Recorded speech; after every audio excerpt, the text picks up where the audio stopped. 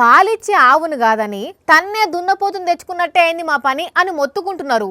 ఏపీలో కూటమికి ఓటేసిన కొంతమంది ఓటర్లు మనోడా అవతలోడా అని కూడా చూడరా, కూటమికి మద్దతు ఇచ్చిన మమ్మల్ని కూడా బతకనియరా అని ఒక తమ్ముడు సోషల్ మీడియాలో పోస్ట్ చేసిన వీడియో చూసి అమ్మో ఇంత ఘోరమానుల్లా అనుకుంటున్నారు పబ్లిక్. అయ్యో సంటి పాపను పోలీస్ స్టేషన్ లా టేబుల్ మీద వాడుకోబెట్టి తనను పోలీసులు ఎట్లా గోస ఉచ్చుకుంటున్నారో చెప్తున్నాడు గా తమ్ముడు. తన మీద తప్పుడు కేసు పెట్టి వేధిస్తున్నారు అని మొత్తుకుంటున్నాడు. ఇనుండి ఆ తమ్ముని బాధ ఏందో ఒక్కసారి. పూతలపట్టు పోలీస్ స్టేషన్ లో నా బిడ్డ ఏడస్తాంది, నా మీద రాంగ్ కేసు పెట్టి కేసు కూడా ఫైల్ చేయకుండా కూర్చోబెట్టినారు మా సారు.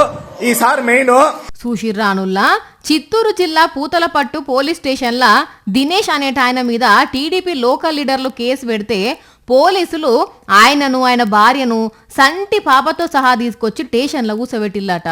నేను చేసిన తప్పేంది, అసలు నా మీద కంప్లైంట్ ఇచ్చిన యువరాజులు నాయుడు దొరబాబు చౌదరి గణపతి నాయుడు ఏరని అడుగుతుంటే పోలీసులు దిక్కులు చూడబట్టిర్రు. ఈ బాధలు పడలేక మేమేమన్నా చేసుకుంటే దానికి ఆ ముగ్గురు టీడీపీ లీడర్లే కారణమని ఇంకో వీడియో తీసిపెట్టిండు. వాడి పేరు యువరాజు నాయుడు అండ్ దొరబాబు చౌదరి అండ్ గణపతి నాయుడు. వీళ్ళ ముగ్గురు వల్లే మా ప్రాణాలు పోతాయి. నేను తెలుగుదేశం పార్టీకి ఓటేసి కూడా ఈ రోజు నాకు న్యాయం జరగకుండా పోయింది. తెలుగుదేశం పార్టీకి ఓటు వేయకండి, నాశనం అయిపోతారు. ఇంటి దీపమే అని ముద్దు పెట్టుకుంటే మూతి మీసాలు గాలినాయి అన్నట్టు కూటమికి ఓటేసిన పాపానికి పీక్క తింటున్నారు అని బాధపడబట్టింది తమ్ముడు. ఏం చేస్తారు మరి, మెడకు పడ్డ పాము కరవక తప్పుతుందా? మళ్ళా టైం వచ్చేదాకా ఓపిక పట్టాలి అని అంటున్నారు ఈ వీడియో చూసిన వాళ్ళు.